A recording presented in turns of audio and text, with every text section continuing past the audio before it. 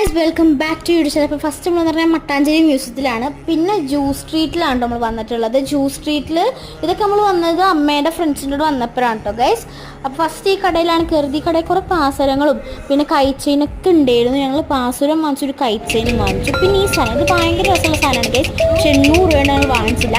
Juice സ്ട്രീറ്റിന് എല്ലാവർക്കും അറിയാമല്ലോ, കാരണം കുറേ ഷോപ്സ് ഉണ്ടാവും, കുറേ പല പല സാധനങ്ങൾ വിൽക്കുന്ന ഷോപ്സ് ഉണ്ട്. അപ്പോൾ എല്ലായിടത്തും കയറുന്നത് ഒട്ടും പോസിബിൾ അല്ല. അപ്പോൾ ഞങ്ങൾ എല്ലായിടത്തും കയറിയില്ല, ജസ്റ്റ് പുറത്ത് നിന്ന് കണ്ടു. അതല്ലാതെ വേറെ എവിടെയും കയറി കാണാൻ ഞങ്ങൾക്ക് സിനഗോഗും പോകണമായിരുന്നു, പിന്നെ വാസ്കോഡഗമയുടെ ആ ടോംബിൻ്റെ അടുത്തും പോകണമായിരുന്നു.